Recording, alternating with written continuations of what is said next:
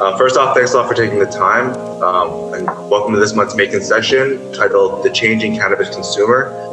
One of the reasons why we found this particularly interesting was, with legislation happening at such a rapid rate, not only in North America, but other parts of the world, South America, it was kind of interesting to highlight the different perspectives you guys have on the industry and what we can expect in the future. I mean, Bert kind of alluded to the beginning. I think like you as a store owner have a particular, vantage point of how consumerism sort of impacted your business, and like how does cannabis start to seep into like the lifestyle of it all. I think this is kind of interesting to, we'll get into the introductions of you guys respectively, but I really wanted to bring together a breadth of people that, don't necessarily cross paths, aren't in the same industry, and to see how your guys' opinions sort of push back against one another. And if this is your first time interacting with MAEKAN, we're a publication focused on the sights and sounds of creative culture. Our goal is to educate, inspire, and basically empower the current and future generations of creatives. I think that's one of the big reasons why we started was, having these deeper discussions were generally quite difficult to kind of push forward. And for me personally, I always want to know why things exist. What are the different perspectives you guys carry, and how are you guys influencing and shaping, whether it's your respective culture, in this case cannabis, or how is it slowly or even subtly influencing other parts of culture. So today our guests include Ariel, Ryan, Bert, and Joie. And maybe I can start with having Joie introduce herself, and then we can just run through the intros. Yeah. That's all, Joie. Well, thank you for the introduction. My name is Joie Meffert, and I'm a founding partner of Apothecanna. Apothecanna is a all-natural beauty and wellness line of topical products that operates both in the medical markets of Colorado, California, and Oregon, in addition to nationally with our CBD isolate formula. So it's a pleasure to be here. Thank you for having me. Yeah, thanks for being here. Maybe Bert, we can go on to you. I know that you personally feel like you don't have necessarily the same cannabis background, but I would love to have your insight into how you feel cannabis has influenced you personally from a consumer perspective. Maybe give a little background on your story as well. Hi, my name is Bert Youn. I'm a store owner out in LA. My store is called The Good Liver. We focus on well-made goods from around the world. So just like general goods for the home.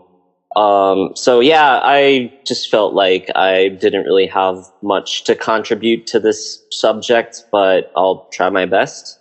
Personally, I gotta admit that I haven't been smoking for that long. I got into it pretty recently, so I guess I'll have a fresher view of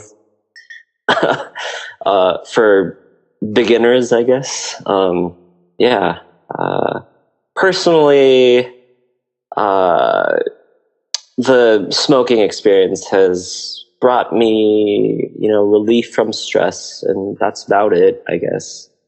I'm more interested in the marketing side and the merchandising side of this whole cannabis industry, other than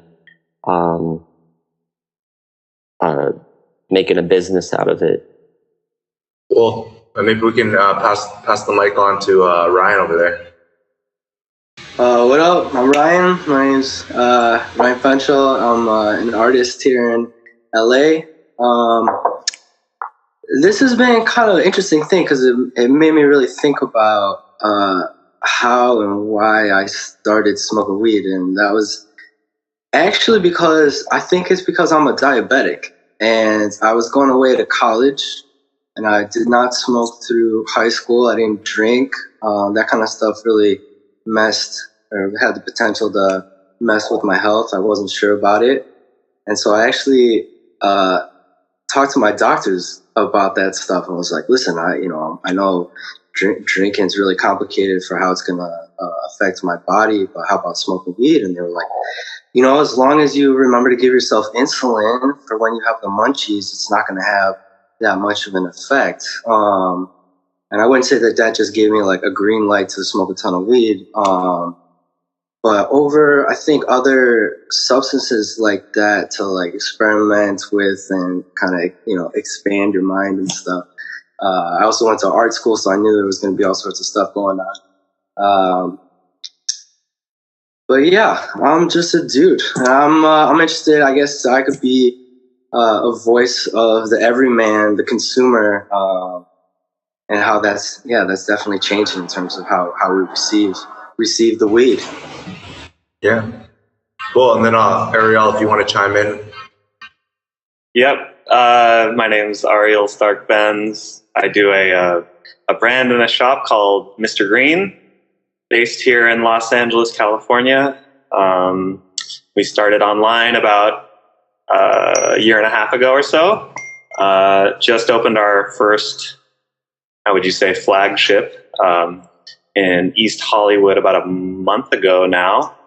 And just in general, I've been really interested in this progression or attention. I don't know how you'd want to describe it exactly, but there's been a lot of energy in this new and burgeoning. Well, it's not even a new field, but it's a burgeoning one, and I'm just kind of excited to be on some kind of I don't know. I struggle to say I'm on the front lines because maybe I'm part of a different wave or whatever, but there's been a lot of people doing this thing for a long time, and I guess I'm just happy that anybody cares about my perspective. Well, and I think to jump right into things, you bring up a good point, Ariel, where we're at a point in time where we've seen this, obviously not a new industry per se. It's always existed in some form. How would you guys respectively contrast what it's like to buy cannabis now and what it was like, growing up, especially now that there's so many more channels available and obviously legal channels? Maybe we'll start with you, Ariel. Well, I certainly remember what it was like to buy weed back in I grew up in Portland, Oregon, so it wasn't really that difficult per se. I don't know if it wasn't if it wasn't a quick phone call away. I just I don't know. It's funny. I grew up skateboarding, so you could buy it at the skate park, or you could call a friend, or however it needed to happen. It wasn't really a challenge. So these days, obviously, I've got my card, and just being able to sort of roll into almost any shop in every district of this city, and it's just a quick buy away. It's obviously a different type of experience, but I guess the main thing is that back in the day, everybody I know, and including myself, we all just smoked weed, and that was what it was known as. And these days, we've kind of broken it down into much more detailed categories. Obviously you have sativas and indicas, but now it's people won't even touch it's like, oh well, no, I don't really smoke Blue Dream, thank you, but I'll do I don't know, you know what I'm saying? It's just gotten to a point where, just like almost everything else, products are so democratized, and there's never been more of a time to get exactly what you want as quickly and as easily. So it's funny that weed is like that too. Maybe for you, Joy, mm-hmm. Based on the fact that your product is slightly different, it's positioned differently as a beauty product, how do you think people have generally reacted towards that sort of consumption? It's not smoking. It's like it's a different approach to how you're getting medicated. Yeah, I think the first question that we always get and have gotten for years is, does it make you high? And because the products are non-inebriating, but actually carry so many of the benefits topically, we're in the position to kind of change people's perspective on what pot can do for you from a health and wellness benefit standpoint. So it's kind of like, introducing the products to people that may have more of a Reagan era mentality. And suddenly you find them saying, wow, this actually works. And then maybe they'll go back to the medical market and try oil or try flower or an edible. So do you think that for your typical consumer that they're actually at the very outside looking in, and you become sort of a gateway towards other products? A gateway drug? Yeah. Yeah, I think that since we operate in and outside of the market, we definitely have an opportunity to reach a demographic that is very unfamiliar with the current state of marijuana and cannabis. And so we do bridge that gap, and can speak to things as seamlessly in New York City as we can in Los Angeles, which is pretty cool. And maybe Bert and Ryan, what are your guys' thoughts on, how has the fact that it's become more accessible to you guys, how has it changed maybe your perception of cannabis? Has it changed your guys' consumption patterns, etc.? I mean, you guys just mentioned it's been a while since you guys have smoked, but how have you guys seen that over the course of the last few years? Yeah, I think it's been, it's a more casual and not nonchalant kind of thing. I feel like instead of like a mission like Ariel saying kind of in the beginning, especially, I have two things that went off of Joie and Ariel about like the consumer that doesn't want to get high and how that can change their minds in general about pot. I think that's really cool and really interesting, as well as the hyper aware consumer that Ariel was describing. That was like, oh, I only smoke these or I only smoke those. I kind of feel like sometimes those consumers are also misinformed. I think I'm curious to how people feel about that as well, in terms of the like, oh, I won't smoke that because I know that's gonna make me just fall asleep, or I only smoke these because I need to get stuff done. I don't really find that things work out that black and white, and I think that that's something that is only happening more recently. But yeah, I think, especially like in California, these other places that things are becoming recreational, it is exactly that, recreational thing. And it's more casual for the person who's like, yeah, maybe I'll try this, or I have this and I use it every now and then, as opposed to, oh, I wouldn't buy a bag of weed because I'm not a stoner. It's a really different vibe. What are your thoughts on that, Bert? In terms of, even your stories, as you mentioned at the intro, it's an amalgamation of good things. So how does cannabis potentially slot into there, or is it something that you plan to keep separate? I can probably first talk about connecting with the misinformed people, because I was kind of one of them. Misinformed about weed in general. I grew up in South Korea, which is like a place where marijuana is like a huge no-no. You would go to the jail for possessing or even smoking once in your lifetime. You'd get into big trouble. I'm pretty sure it's the same in Hong Kong, right? No? Yes. Yeah, it's definitely not as strict as South Korea, but I think you could probably lump South Korea and Japan and China kind of in that same grouping. Yeah. I mean, it's strict in terms of the fact that you can't do it, but so many people do it anyways. So I kind of grew up in that environment, and always in my head, marijuana was a gateway drug to worse drugs. And if I smoked at least once, I would get addicted and get into harder stuff. So honestly, I was terrified and didn't even attempt to try until graduating college. So I really have no reference on what it was like back in the days trying to source some weed. But when I was committed to trying, I was really surprised how easy it was to score some.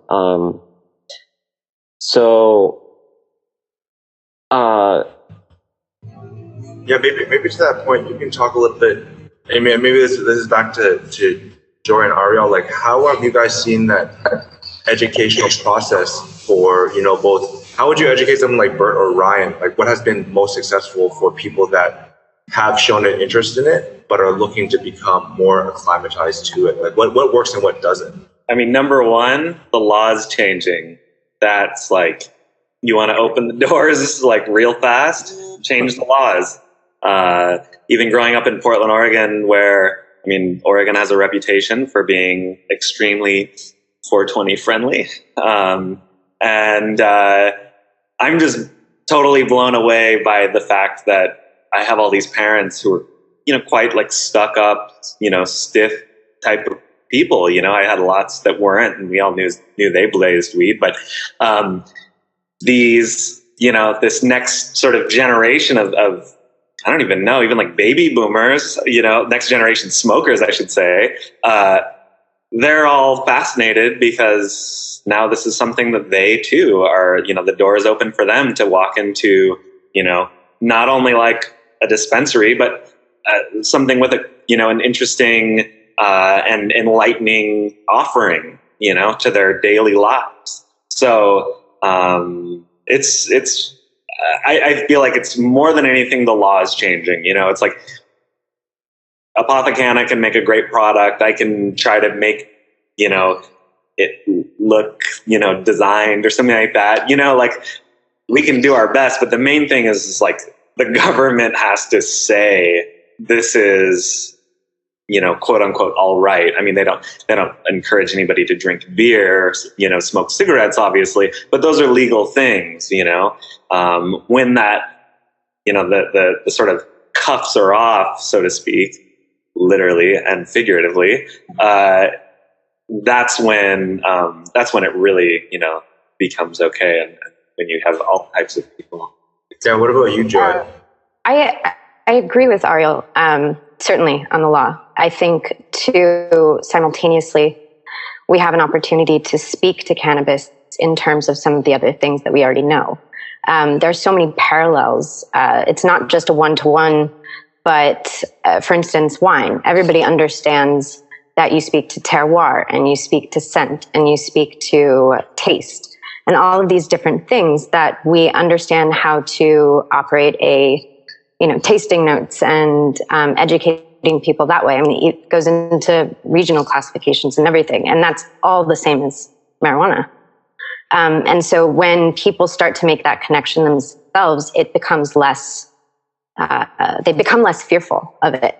And they start to, ultimately you want them to make that connection for themselves. And so speaking to one thing in terms of another that is familiar is really beneficial. And I think we can do that more and more. But the other thing was hanging out with people that have been smokers. Just realizing the atmosphere out here in California towards weed is just so casual. You slowly open up and defeat that fear eventually, and just feel like, hey, everybody else is doing it. They seem fine. They're fun people to hang out with. Yeah, I could give it a try. You feel much more comfortable that way. We as a company are trying to help people understand how to incorporate this into their daily lifestyle, into their rituals. Whether you smoke before you go for a hike or you smoke to relax and go to sleep. I mean, it's in these functions that cannabis exists in every aspect of our lives. And people, I think, there's so much stigma to how to use it that, I don't know, it's like for us, it's like a product sitting on the shelf. How do you know? If you don't know what to do with it, it's going to keep sitting there. And so it'll stay the same unless we show people how to keep using it. Yeah. Yeah, and how about you, Ryan? Did you have anything you wanted to add to that?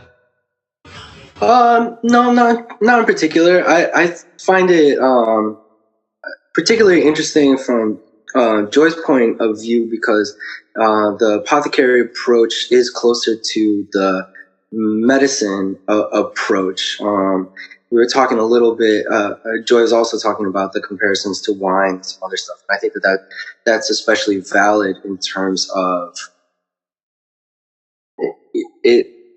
Weed is so interesting because it's not just like beer or wine in terms of its effects of something that just only alters your state, and it alters your state in such a different way than, for instance, being drunk, as well as it's not just a medicine in terms of becoming legalized by way of being prescribed to you. I always thought that was kind of a strange way for weed to make its way into the mainstream and on those terms. And I guess I think historically I could be very wrong about this too, but like I do think spirits were done in a similar thing with tonics and things like that. Like, oh, take a little bit of this. It's going to relax you. You got a stomach ache. Have some of this gin diluted or whatever. But I do think that's kind of a silly path for it to go. Yeah, and you guys talk a lot about legislation and like the government, not necessarily in support of it, but opening the doors. What is your guys' perspective on cannabis being a human right, and where is that balance drawn? Like, and how should the government properly regulate or frame the legislation around it? Yeah. Well, I mean, it's a plant, so it's a human right, and it matches so perfectly with our own systems. I think that with respect to legalization, I mean, who's to say that it's not? Who's to say that it isn't legal already in some ways? Because we still, there are tons of barriers with retail and distribution and stuff like that. But I mean, Apothecanna sources all of its ingredients, including cannabis, in a responsible and legal manner. And many people can do the same already. Did anyone else have something to add to that? Just a fun history behind why Korea illegalized weed was very personal. You know that the recent president just got impeached, right? She was the daughter of the dictator that was president in Korea for 16 years or something like that. His son actually became a drug addict. Smoking weed was another thing, but he got into heavy drugs, and until then, I think it was like the mid 60s or something like that. He just saw his son get ruined, and he just illegalized marijuana just in general. And until then, cannabis out in Korea was deeply involved with like traditional Korean culture out there. Like they used hemp a lot to make clothes out of it. Smoking and socializing out in like the countryside was very normal around that time. And just after that incident, things got really weird out there, and it just became so strict just because the dictator's son got addicted to drugs. And now they're like, most of the Korean people don't even believe in the medical benefits of the cannabis flower. So yeah, I just wanted to add on to that, how dangerous it can be to have that heavy-handed laws legislation. And laws against it, just blindfolded like that. Yeah. My next question actually pertains to the rapid pace that cannabis is moving forward. Maybe Ariel, you could speak to this. You know, when you look at on your shelf all the products you stock and all the different parts of the industry, do you feel that different parts are advancing at the same rate, or where are things being left behind? Like, for example, financial institutions for you guys are obviously very difficult. But how is, like, you know, whether it's the product itself, the design, the infrastructure of fulfillment, how do you see different parts of it advancing? That's a great question. Well, I think that there's a unique advantage in this industry just based on timing. So I think that you have a lot of people, for example, coming from the tech world, and I almost look at the tech world as being like a pretty good match for the cannabis industry, because there's so many nerdy stoners who would love to get a piece of this action, you know? That's, of course, just a vacant judgment on my part, but I kind of do see that reflecting in reality. So I think that a lot of, you know, as you're saying, it's like, you know, fulfillment wise, or, you know, some sort of like tech reach or something like that, that's accelerated tons of different things that wouldn't, you know, have, because this industry is sort of sprouting as it is, and just based on time, that's what's sort of like, you know, has ended up being the result, right? When it comes from like a product acceleration and that kind of a thing, I mean, everybody's trying to create, you know, some type of, I don't know, like new spin on existing products that they can sort of fuse with cannabis. And there's just a million, you see like a million products every single day. Sorry, I'm kind of like, I don't mean to get off track. I think I've like had a lost where I was going. Yeah. But I will just say, you know, the main thing is because of already like new technologies emerging, they're coinciding kind of at the right, you know, time, I guess. So they can. What about you, Joy? How has it been to, you know, how has the process of sourcing what you need for your product changed? Has it gotten easier? Has it become more difficult because there's not enough supply?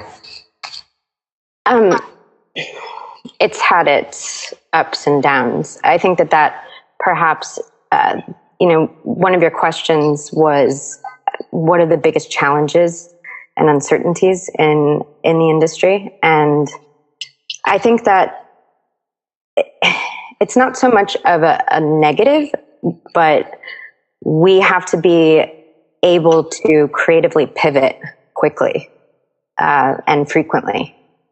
And that's stressful and certainly a challenge, but also quite fun. And then in tandem with other businesses, just as Ariel said, to, you know, like the tech industry and like the pace at which we're moving is quite interesting. But as far as sourcing, there have been roadblocks where we haven't been able to purchase product. And then there have been times of surplus. It's just kind of like any other industry. Got it. And maybe for Ryan and Bert, how do you guys, when you're walking into, maybe you guys can paint a picture for those who've never been in dispensary.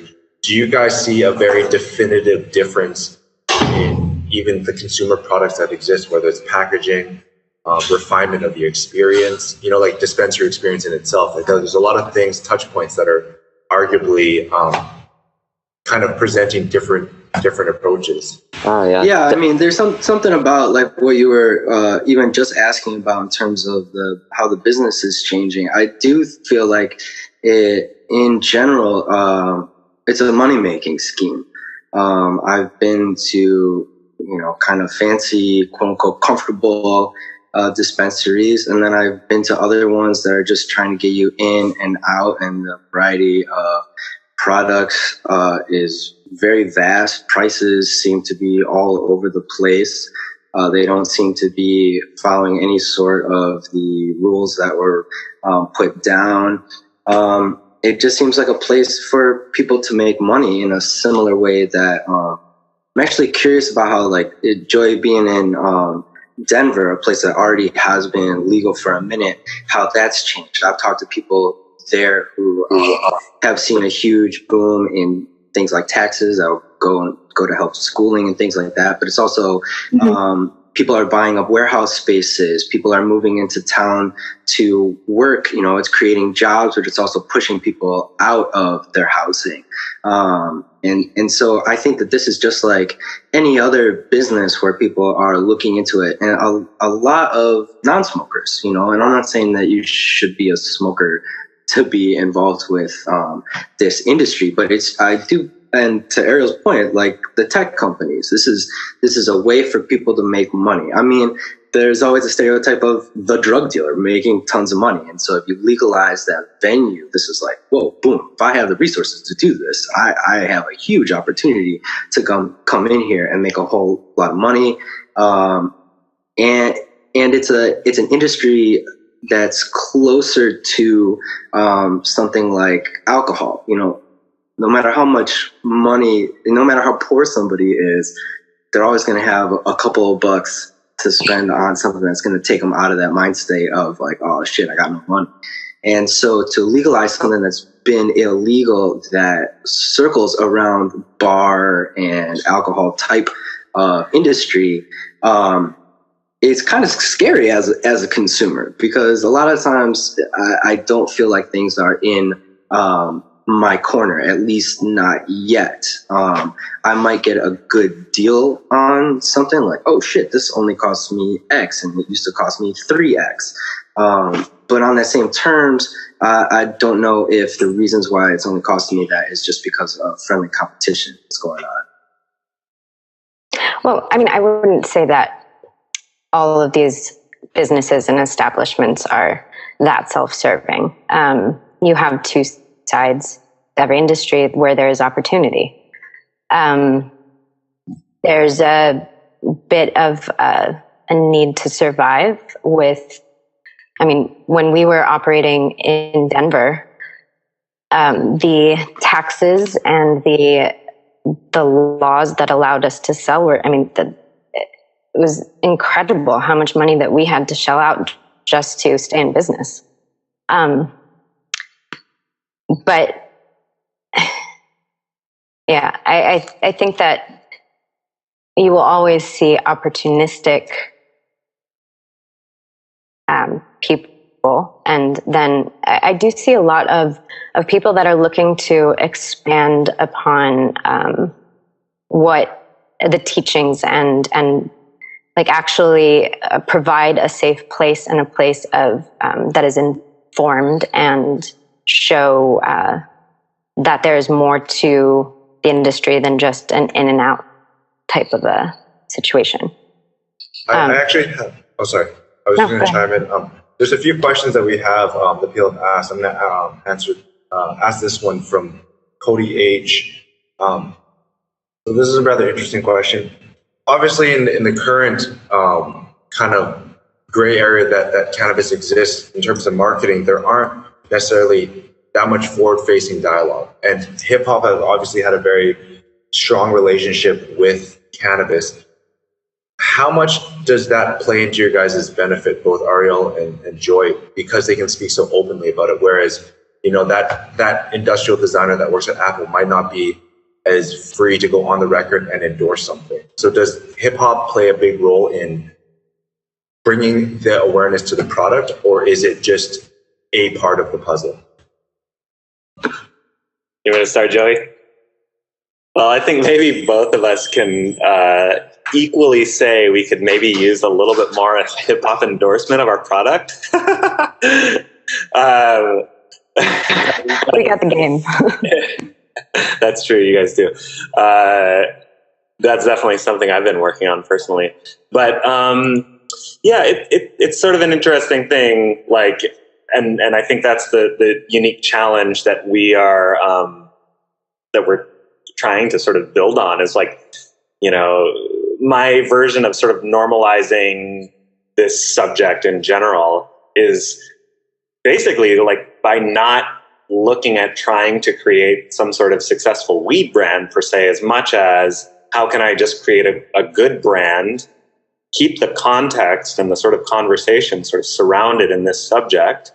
And ultimately, that's my version of normalizing something. It's like, okay, how can I make compelling material for people, to discuss, like just in general, create, stories for people to share amongst themselves. It actually has, everything and nothing to do with my, my day-to-day process. I don't, go out of my way to go, oh, well, I don't know, like, I'm not sure. Sorry, that was sort of weird. I'm putting my foot in my mouth. I guess I'm going to just go back to what I said and really put a lot of emphasis on the fact that making a brand that was just compelling overall was like the first goal. And so if that helps, people outside of territories like hip hop that feel maybe constrained to what they can discuss, then my sort of goal is met in a sense, but really more than anything, it was just about creating subject matter that would allow people to talk about it because they thought it was interesting, compelling, good, quote unquote, not so specifically about it being good within the confines or the context of marijuana specifically. Yeah, what about you, Joy? Yeah, I completely agree. I think that there's this emerging, there's always been a cannabis culture, and there's an emerging cannabis culture that is a little bit more, it's, has working professionals, and you have athletes, and you have artists, and you have, it's for everybody. And so you can't quite pigeonhole yourself into a particular category. Does it help to have hip hop artists? Yes, as it helps to have a working mom talk about it. It's for everybody. And it spans all demographics. I have another question here. Oh, sorry. Go ahead, Bert. You want to chime in? I was going to say, for someone that overall, I pretty much get very intimidated going into a dispensary to purchase something. So I would normally prefer the route of sourcing my stuff through friends, just so that I don't need to deal with, going into somewhere that I'm not too comfortable with.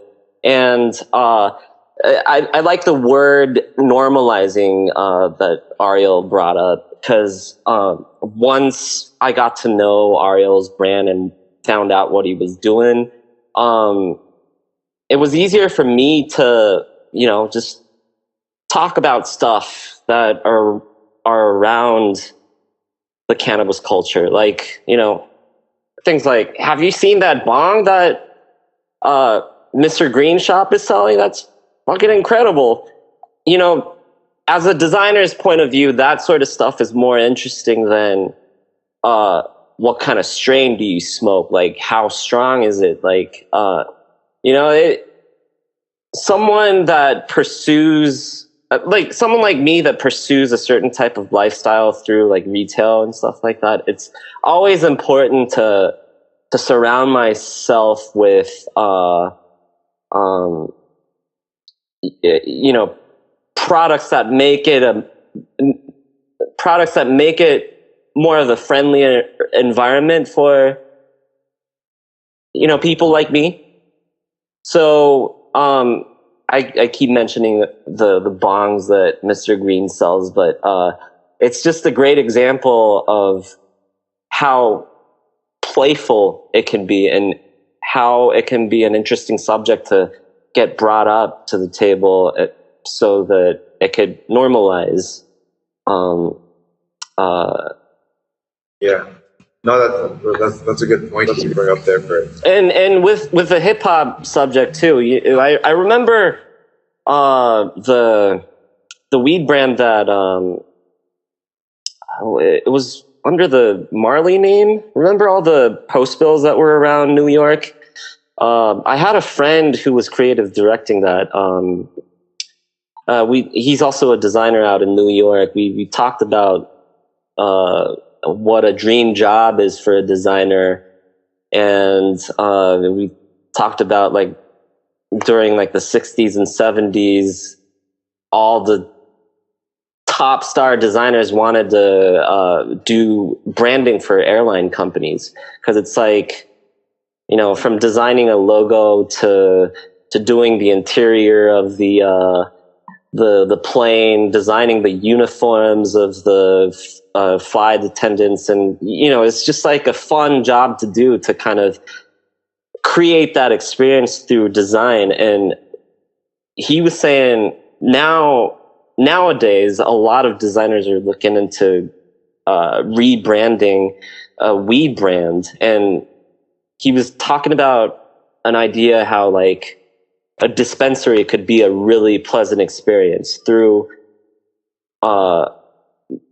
making it into like a comfortable space through design. Like, I'm kind of yeah, that's all good. I mean, I'll move on to the next question there, Bert, that someone has. There's quite a few that are coming in right now. The next one's from Alex Y. This might be more for Joie and Ariel, but the players in the industry, apart from the end user and consumer, how would you characterize the market? Who are they? Why are they in it? And what market segments do they constitute? And how big would you say the whole group is? A bit more on the business side. I'm sorry, my internet cut out for a quick moment. Could you repeat the last part of the question? I should be here from the beginning. The players in the industry, apart from the end user customer, how would you characterize the cannabis market? Like, who are they? Why are these brands in it? And what market segments do they constitute? And how would you say, you know, for what you represent, whether it's you know, beauty products, how big is that group? It's growing. I think that it is one of the fastest growing categories. We just looked at an audit of California, and you see it growing faster in Northern California than Southern California. I think those people that exist currently are those that started out early on and stuck with it. And then you have a lot of people joining as honestly as it becomes, going back to the conversation about the law, as it becomes legalized in these states, there's a bit of precedent. So there's more opportunity to jump in, and also opportunity to jump in a bit obliquely and support the businesses. I don't know if that really answered it. Yeah, maybe Ariel, do you want to chime in and maybe offer your 2 cents of like, do you think there's a difference in why people are in it? You know, are some guys in it for the green rush? Are other people genuinely passionate about the product itself? Well, if you want to talk about historically, I kind of think that there seems to be a big trend on people who just enjoyed the plant and they started growing it, and then at some point maybe started selling it, and they had a really low-level operation that all of a sudden became quite lucrative for them. And so as a result of already kind of putting in a little bit of the work, they ended up making like a life for themselves and eventually supporting their family. And, you know, some of these people ended up going to jail. Some of these people are now on the front line of having, you know, a very viable grow business to contribute on a pretty massive scale. But that's just, obviously that's like one segment. I mean, just referring to, you know, if I could almost pivot a little bit on this question and just talk about the players in my direct industry, you know, like for me, I'm this segment of some sort of, you know, designer smoking retail, you know, like, and that's a, you know, obviously one, you know, very slight sliver, you know. So with respect to the players, I guess in my field or might, again, segment or Yeah. You have, Tetra. I just had the pleasure of meeting with the guys from Tokyo Smoke in Toronto this past weekend. We have Sweet Flag, Ray Horse in New York. Am I missing anybody else? Joey, you're kind of a Ash, maybe. But yeah, no, you covered it. Yeah, and I think to that point too, there's for a long time, because the laws were so volatile, people didn't really want to invest a lot of money into the space itself. But now with a bit more stability, you're finding that people are looking at the space as an experience and as a fully functioning retail door, which is starting to, people are able to get into the space and, like what you're doing, Ariel, and like how even with speaking to dispensary owners and pop-ups and consulting and stuff like that, there's, not that you're doing all that, but that there is, people are paying more attention to the space itself. And if I can just speak to the overall question though, there are a ton of different groups and there are just more and more segments that are kind of growing within the industry. Like I said, I represent like a part. I mean, I would consider like the my representation in the retail sector as being so minimal, very, very, very, like niche retail, I guess would be the best way to put it. Joey's got beauty. There are people who simply grow. There are concentrates. There are people making, sort of new emerging technologies. I'm anxious to see, how like the entertainment section and the food section, continues to grow. There are so many different groups that are like, again, like even emerging on a almost, daily basis. It's difficult to answer that question, but that's what also makes this whole conversation pretty exciting because, we're talking about this, like our perspectives on it now, and in a month, who knows? This might be pretty dated. I mean, we're looking at cannabis and wellness is kind of one of the biggest progressions that we've seen in the industry over the last 9 years. And people starting to understand about how cannabis can empower your health and other aspects of your life. That's why you start seeing the beauty side of it growing. That's why you start to see the experiential, the sensory side, people paying more attention to that, more attention to edibles and how it functions in health. So it is kind of ever changing. And the segments of the industry, at the beginning when people got in through the green rush, very much a Wild West. There's no, there were caregivers, and then that switched over to dispensaries having to have a certain number of patients, and then that switched over to rec. And like through that process, people dropped off for either maybe they thought it was ridiculous to go through, and they dropped off and maybe went underground again, or they stayed on and persevered, and then they had to take on capital, and then you saw bigger companies getting into it, and then you saw kind of a corporatization in some ways. I see a return to farm, a return to soil, a return to the land, especially in California. And that is, I think, with it bringing a whole new group of people that are understanding of that conversation. Yeah, because that opens it up to all sorts of people who, like farmers developing particular soils, scientists and engineers developing particular machinery in order to create extracts, putting pressure-based things as opposed to chemical-based extractions. And it opens it up way outside of, can I sell you weed? It's really interesting. Yeah, to Ryan's point, it actually segues nicely into a a question from Abe. Considering Philip Morris has reportedly bought acres in Northern California, known for growing good cannabis, do you think that it would be a possibility for behemoth companies like this to take over the cannabis distribution channels?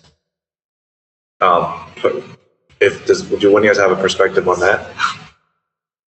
Yeah, of course. Yeah. I mean, yes. We hope not. So you guys see it's like a reality that could be snatched out from under you guys? Yeah, but I mean, it's like you can buy honey-made grams at the grocery store right down the street that are crazy mass-produced, or you could buy those other ones that you get at the farmer's market. You know, I think that is the one kind of nice thing, is that I don't feel like there's only going to be a monopoly with this kind of stuff. You know, and not Go on, I'm sorry. Sorry. Go ahead. It's just, I think that there's a nice parallel between, especially my experience moving to California like 6 years ago. I shop for groceries very differently because of my options out here. And I think that there's a parallel between that and just consumerism in general. I don't think things are just going to like, well, there goes weed now that Philip Morris is here. Are there people, you know, like you said, different grocery shoppers? Are there people that are only into organically grown weed or like outdoor biodynamic? Versus, yeah, sure. And people would. It's just nice that that's even an option. Mm. Well, and we were talking a while back about like how it's changed just the weed quality. When I started, it was like over half of my bag was sticks and stems, and it was filled with probably formaldehyde or some other shit. And you know, it's like you have the option to find something else aside from that. Right. You also brought up a interesting subject about how the flower looks. Like it kind of blew me away how people care about that sort of stuff. Like how the buds would look in the bag or like the case. That to some people is really important as well. Yeah, to piggyback back off Bert's question, we did have another question from Cody, who's asking, what are some of the key differences between the cannabis sold at dispensaries and the flower you get from a local dealer on the street? Maybe you guys could speak to that, Ryan, or maybe you could start off with that, Ryan. Yeah, I mean, you go into a dispensary, there's shit-looking weed, and it's just cheaper. And then there's high-quality stuff that looks nicer, and it's more expensive. But you know, I think it's up to the consumer in that environment. When I'm not getting things from a dispensary, I know the grower, and in this particular instance, this goes back to outdoor, indoor, and that kind of thing. I like outdoor plants, getting stuff from the sun. It doesn't look as crazy high times fold out as other stuff, but that doesn't really matter to me. I'm going to break it up. If my dealer wants to give it to me with big leaves on it, I think that looks cool. It doesn't really matter to me. I'm going to break that up in a minute anyways. But some people like to show off, you know, their car. I don't know. My car gets me from place to place, and it's comfortable. I really think it's up to the individual. That doesn't mean that the guy on the street can't grow it indoor and make it look really fancy as well. I don't know. It's kind of up to your preference, and I don't think it's black and white. Like, stuff in the dispensary is good, things down the street are bad. I think what's interesting also is that there probably will, I don't know, it's kind of a funny thing. I think the evolution with how you're going to be able to buy, you know, versus like a dispensary versus like a street dealer or whatever. I feel like a street dealer is going to end up being more like a farmer's market or like a farmer direct, you know, you'll be able to actually really have that face-to-face sort of interaction and potentially have a better experience and a more like well-rounded experience. I think that's kind of like, it's interesting. What is a dealer going to look like in 10 years? Is it going to be, the kind of person that, I don't even know, like, I never went to Washington Square Park and bought weed off of anybody, like in like in a sketchy alley or something like that, these days, like my drug dealer, like rolls up in like a, random Toyota or something like that, and has a lot to say about even the concept behind the grow that he did. And it's a totally curated and wonderful experience, right now it's actually the dispensaries that really have to do the catching up, because I mean, for the most part, any place that you just kind of end up going to feels like a cross between somebody you wouldn't want to buy car insurance from, because it actually does feel like an insurance office or something like that. And like a third world like pharmacy, So I much prefer the former, I think too with the dispensaries, they need to have a wide variety of products, just like a regular store needs to stock its shelves. And in that sense, they're getting a supply from a variety of different growers. And to that, they have the potential to go and get everything tested, to tell me the percentages and all of the background information that I am curious to know. But it's never there. Every now and then there'll be a packet or a binder with some of that information, and it's never up to date, and it's for 3 of the 75 strains that they have. And so that compared to this farmer's market type of farm to table situation, this guy can tell me, well, we named this plant Betsy. Betsy was amazing this year. Let me tell you all about this. And it's a really different experience like that. Yeah. I welcome that. I just want to check in on your guys' time, because we had a late rush of really interesting questions come in. I'm wondering if you guys have availability, or anyone has I'm to cool drop for out. a half hour. Half an hour? Cool. Okay. The next question is from Nico. I think it's more on the marketing side. How do entrepreneurs who are in the marijuana and cannabis industry adjacent reconcile the gap between consumers who enjoy cannabis but whose lifestyles and work life don't necessarily let them wear it on their sleeves, versus consumers whose lifestyles and work allow them to express that aspect of themselves outwardly? So it's kind of like some people... Branding. Yeah. I mean, like from a consumer's point of view? For me, it's branding. I just feel comfortable seeing products that are thought out, like even for the packaging. Like if it's a pleasant thing to look at, it's probably safe. People put time into designing this. That's dangerous. It is dangerous, but I'm like a normal consumer, and that's like, don't judge a book by its cover. I think it's pretty safe to say that a lot of consumers judge their books by its covers, don't they? To me, I feel like I'm naive enough to just... Ultimately, I think that consumers are fairly discerning. And it's like the same... It's like the same thing as, buying stuff off of a sketchy looking street dealer versus going into like a proper, I don't know, like a lab looking store and purchasing your stuff. It's kind of like the same experience for me, at least. Yeah. I don't know. Do you have something to add to that, Joy? Well, I mean, if we're talking about products that look really good, but maybe aren't of the best quality, I think there's some trust that we can have in our consumers, and that, especially with weed, they're fairly discerning. And so those products kind of fall away pretty quickly, though they might have beautiful story.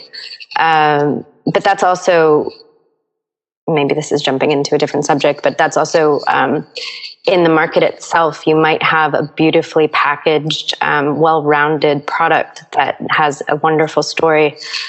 But it is difficult to get into those doors unless you have existing relationships, and can speak very with excellent knowledge to the industry and to the products that exist. So just to know. The next question I have is from Xavier. How important is California's role in the rebranding of cannabis? And I think this is an interesting topic because obviously California being the economic powerhouse, the visibility, so much attention's on that state. What role does it have? And maybe even to tack on like a side question, like what is cannabis in California going to do that perhaps some of the early states that legalized cannabis couldn't do? You know? Well, we're the most populous state, full stop. So that was really important. We're also, you know, between like Los Angeles and New York, hold some sort of, you know, maybe the most, you know, strength-wise, the highest cultural prowess. So it's extremely important. I was kind of panicking that Prop 64 wasn't going to pass. For me, it was actually more of a, I looked at it as much more of like a racial, political issue. A lot of people looked at it, you know, in different ways and didn't want to change the gray market or whatever. But anyway, that's neither here nor there. That's just my side note. But I think California is really the litmus test in a way for not just the United States, but for the rest of the world to really look and see how a vast body of people, you know, in a variety of sort of, how would you say, like situations, you know, there's intense wealth, you know, in certain parts of Orange County. LA is obviously, you know, is the test of how a city will react to it. You have the farmland, the farmers that, you know, in some cases are quite economically depressed. You know, that could all change potentially as this new industry arrives. You know, there's so many different factors that are going to kind of be at play and are going to be it's going to be a really interesting like data feast for sort of, you know, governments all over the world to kind of look at and consider and see if maybe it's something that they could also apply to their own future legislation. So it's totally exciting, man. I'm gonna say movie stars. Yeah, I was gonna say the same thing. Hollywood. At the amount of trust that people blankly will hand over to movie stars, the amount of them that are here in Los Angeles, you know, if it's legal and it's cool, and I want to be like, yeah, fuck it, this is cool for me, and nobody can judge me. I think like, oh, they're just like us. Yeah, smoke weed. Yeah, it's just like, being, you know, so and so did it. How bad could it be? You're not going to believe who I saw in MedMen earlier.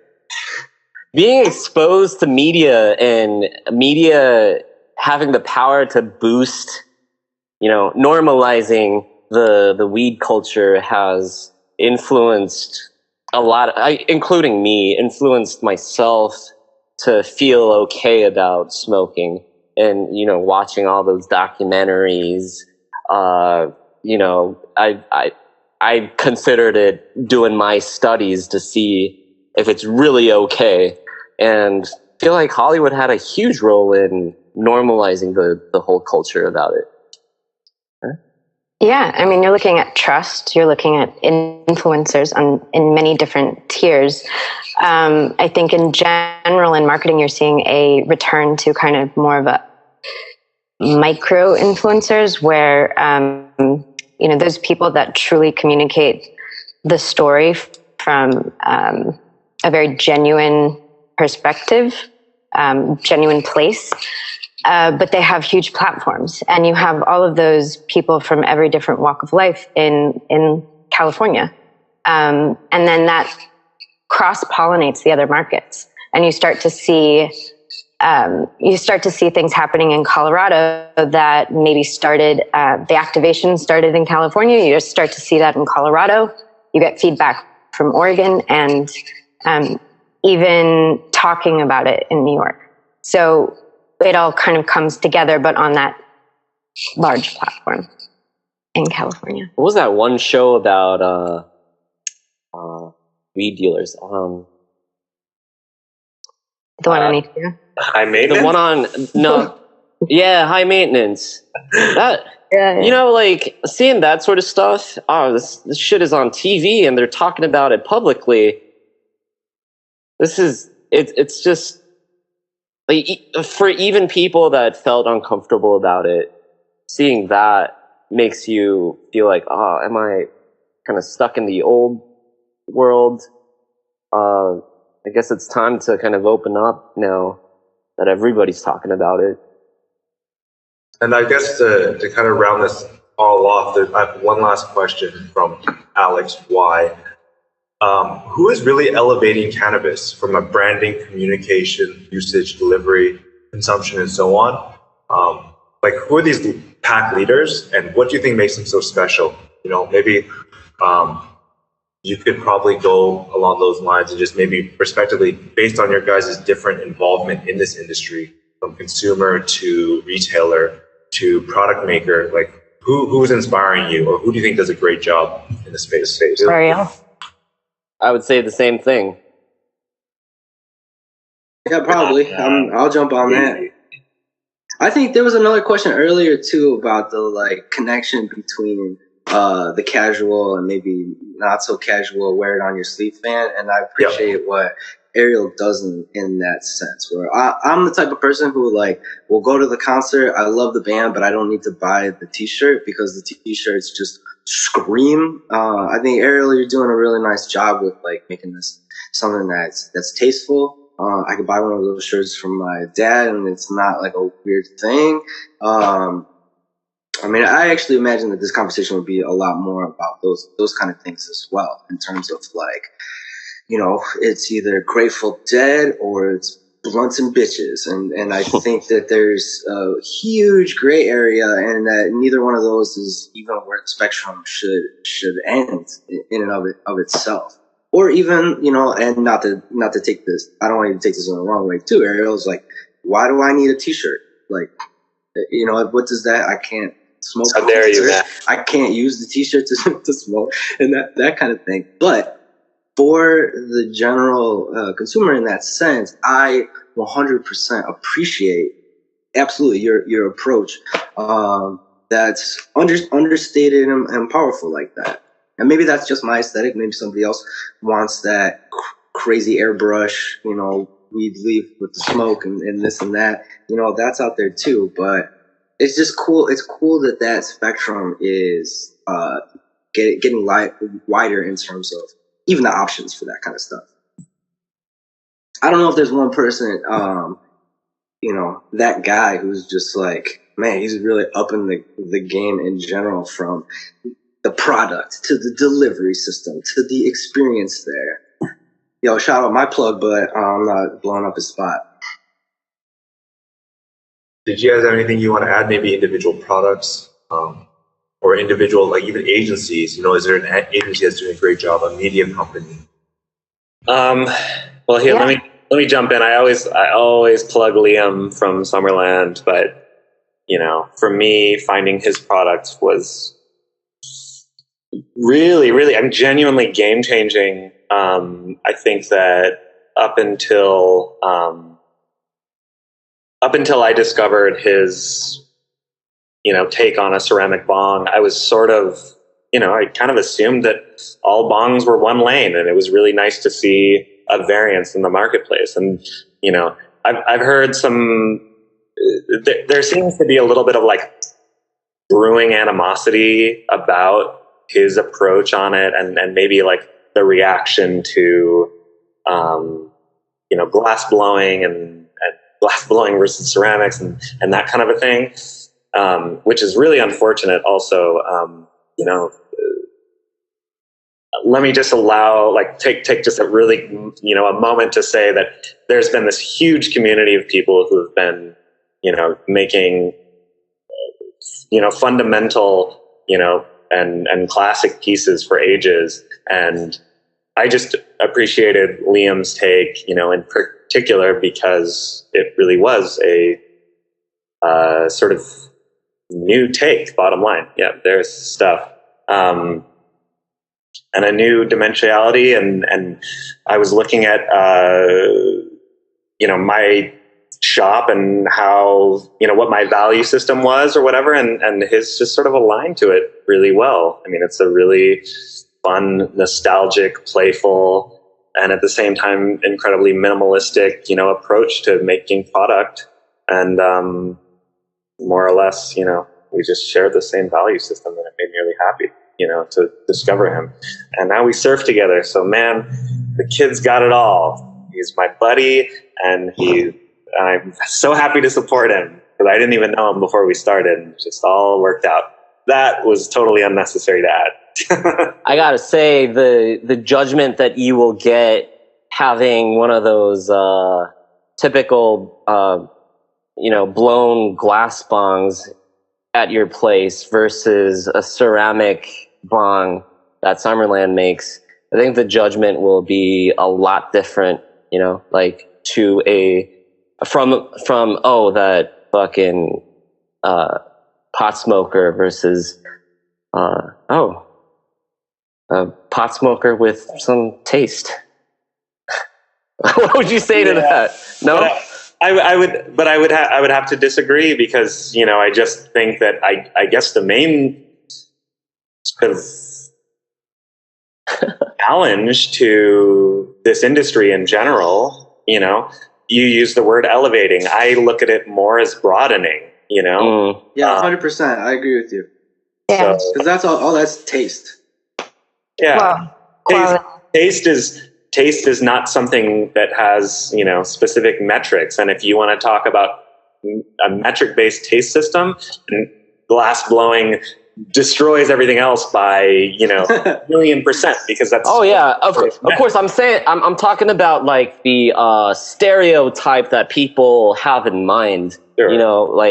It's such an iconic thing.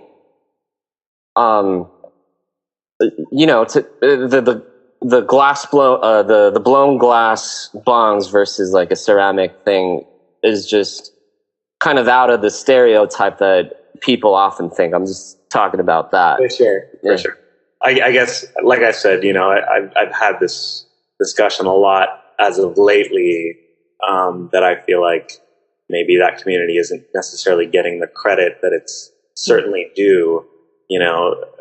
At the moment, this ceramic approach is a new one, and is kind of like, I wouldn't even call it necessarily trendy, because we're looking at things on a kind of quite, micro scale per se. But at some point, perhaps it's not going to be in vogue to have a ceramic bong, and glass is going to be much more preferred, overall. Like I said, I mean, in general, it already is. So that's not even like a question. But let me just say that one more time. I would say, in terms of using words like elevating or things like that, I think that really isn't even like helping the conversation as much as it's alienating a very large, group of this community, and they've been around longer and have a lot to say. And, as a relative newcomer, I got a lot to learn from them, and I'm very curious, and I hope that they can kind of accept me and my, take on things, whether it's, different, or if we do have, we obviously have plenty in common. So hopefully we're working from there. Yeah. Just to clear up what I try to say here, I think this is kind of like a miscommunication. But I was trying to mock. I guess mock is the right word, but the judgment that people have towards weed smokers is kind of ridiculous in a way, and like how people would think of people that have just obvious smoking products around their home versus like a beautiful looking smoking product really differentiates how normal people would think of this person. I wanted to criticize that culture more than to. I hear what you're saying, and don't let me put you on the spot here. I think really what you are saying is there are a lot of stereotypes wrapped up in all of this, and the only way to really undo stereotypes in general is to create relatability and break down those sort of, invisible walls, so to speak. And by doing that, you introduce different, modes of doing things. You require people to explore. You introduce new product and new, and more than that, thinking, So totally. I think on that point, it's kind of it's about the social aspect too, bringing people together. And going back to the original question, I think that we are connected to Green Street Agency in LA, and they do a wonderful job of bringing people together, business to business, and others. And it's just, I think, though it is a bit in its infancy, it's growing and maturing. So you're seeing the way that events are being handled and how people are hanging out or being educated or selling. It's all kind of happening there. Cool. I think, Joy, what you're doing too with the apothecary stuff, that's kind of at the forefront of the non-social aspect of really making the gray areas very bright. Thank you. I mean, and kind of going back to what I was saying, something that I love about Apothecanna, and I have it in my shop for a reason. They make a great product, again, the content, we share the context. The conversation is one that we're both having equally. But the bottom line is like, they have a pain spray that I, consider to work as good or better. Yeah, exactly. It works well, right? That's like the bottom line. You can go with Bengay, and that's full of chemicals. You can go with Tiger Balm. That's a good standard, but it's got a pretty strong smell. Like maybe if you give this other, option a try, you'll really like it. So yeah. On that note, I really appreciate you guys, spending your guys' evening to speak with us. I think there's a lot of people that got a lot of value. Like pretty much everyone that started at the beginning of the talk is still here. Like. We've been going for like almost 80-some minutes now. So I think that's a testament to all you guys and your guys' perspective. I think it's a really interesting space you guys are in. And, it was really interesting to see this whole breadth. I think Ryan almost sort of outlined thematically where we are. It's like cannabis as an industry is no different than food. You have fast food, mass consumer corporate stuff. You have artisans, doing their thing for small batch people. I think that's kind of a good representation of where we're going forward. So, it'd be really interesting if we had like a follow-up discussion in 3 years and see where everyone was at and how things have changed. Maybe Ariel has like 5 shops across the US and he's expanding into, I don't know, Dubai. It'd be really crazy to see how that would all play out. So I guess to wrap things up, what we'll do is compile some of the show notes, some of the links that you guys shared, and then people can kind of see where all your guys' perspectives and all the things you guys shared. Cool. Thank you, Eugene. Once again, guys. Nice to meet you guys. Yeah. Thank you. Take care. Thank you. See you guys. Have a good evening.